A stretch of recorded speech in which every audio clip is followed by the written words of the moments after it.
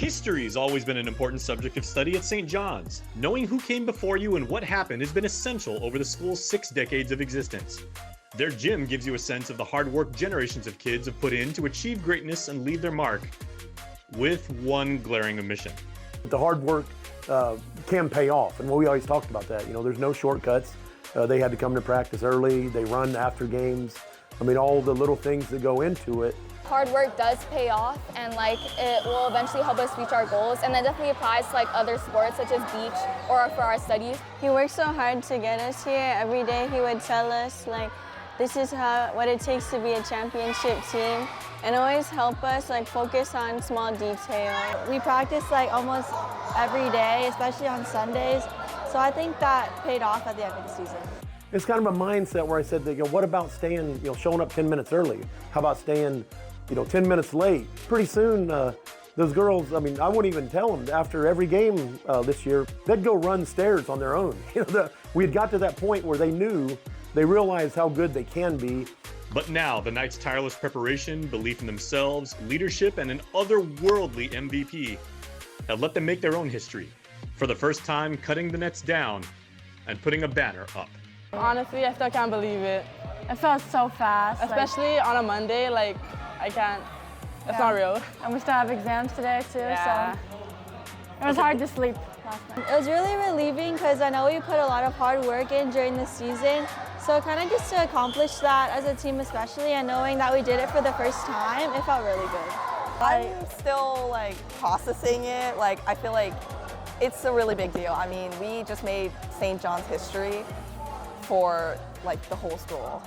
And when we were at team dinner last night, I was looking at everybody and I was yeah, this is we actually did that, because that's first time. St. John's have been open for 60-something years, and that's the first time. So. This is our first championship. I was really excited for my team, and I was screaming and jumping up and down. With a game tied at 53 in the waning seconds of the fourth quarter, the Knights hung tough and stuck to their game plan, with a sophomore hitting the biggest shot of her life from downtown for the second time. It wasn't a design play, but we've seen Taya hit that shot multiple times during practice, even when there's open gym. So I just had faith in her that she could hit it. So I just gave her the ball. I kind of did something similar at the last academy game. And so I was just telling myself I have to make this 3. In practice, we do a lot of last-second scenarios, so we felt confident in ourselves because it's what we practice every day. I was really into the game. I was watching, I was oh my gosh, that's a big shot, and I knew that we were gonna make it. Yeah, once I saw her release, I knew that was going in. Yeah. So I knew the game was over right there. I was really fine with anyone taking that shot, or I was confident with anyone taking that shot, because I know that we've all put in that work, so I'm proud of Taya for that, for taking that shot. And if you want to talk about grind, with their season ending right before Christmas break, these Knights had a well-deserved hangout sesh together, and then went right into exams the next morning. We went to Fuji Ichiban. We had ramen, chicken. We just spent time with the team, and we talked about the game and just cooled down from all the excitement and stuff. Yeah.